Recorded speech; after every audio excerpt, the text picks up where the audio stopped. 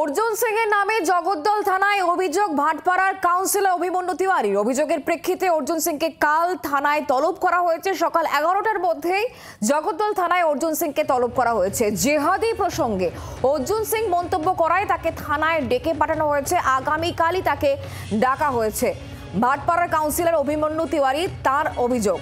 আমরা বিষয় নিয়ে আরো জানবো, কথা বলবো। বরুণ আমাদের সঙ্গে রয়েছেন, আমাদের প্রতিনিধি এই মুহূর্তে সরাসরি। বরুণ, ঠিক কি অভিযোগ আনা হয়েছে যার পরিপ্রেক্ষিতে অর্জুন সিংকে আগামীকাল থানায় ডেকে পাঠানো হয়েছে?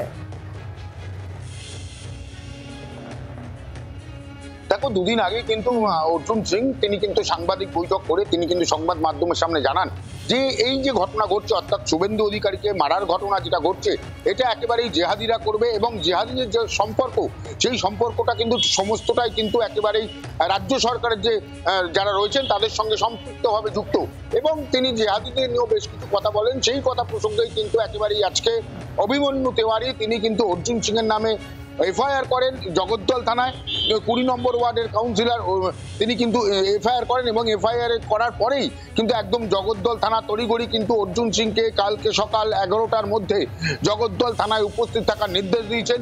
যদি এই নির্দেশের অমান্য হয় তাহলে কিন্তু তাকে গ্রেপ্তার করা হবে, এমনটাই কিন্তু পুলিশ সূত্র মারফত জানা যাচ্ছে।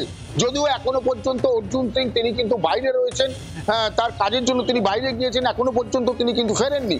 এখন দেখার বিষয় যে এই যে 11টা পর্যন্ত তাকে চরম সময়সীমা বেঁধে দেওয়া হলো, এর মধ্যে অর্জুন সিং দেখা করতে যান না তিনি আইনত কোনো ব্যবস্থা নেন, এটাই কিন্তু এখন সবচেয়ে বড় প্রশ্ন।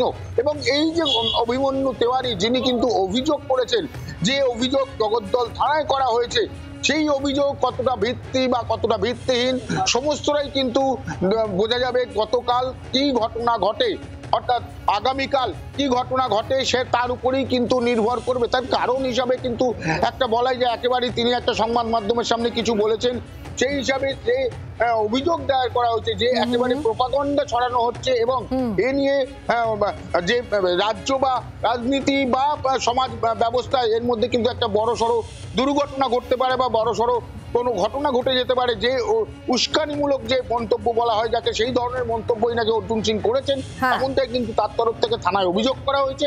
এবং সেই অভিযোগের ভিত্তিতে জগদ্দল থানা একেবারেই সময় বেঁধে দিয়েছেন 11টার মধ্যে অর্জুন সিংকে জগদ্দল থানায় উপস্থিত হতে হবে, না হলে তাকে কিন্তু গ্রেপ্তার করবে জগদ্দল থানার পুলিশ। ধন্যবাদ বরুণ। এখন অর্জুন সিং আগামীকাল তিনি থানায় যান কিনা সেদিকে অবশ্যই আমাদের নজর থাকবে। তবে গতকাল অর্জুন সিং ঠিক কি বলেছিলেন শোনাবো। Subhendu Adhikari is the main target.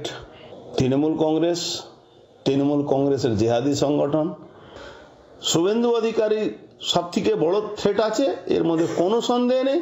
আর এই থ্রেটটা কোনো ভুল ব্যাখ্যার উপরে থ্রেট নেই।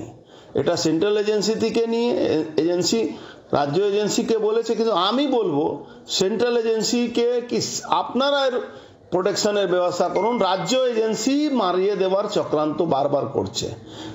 শুধু ওই গুলি দিয়ে মারিয়ে দেব না, আইডি ব্লাস্ট করাতে পারে, গাড়ি থেকে অ্যাক্সিডেন্ট করাতে পারে। বাংলার আওয়াজ, বাঙালির আবেগ, জি 24 ঘন্টা।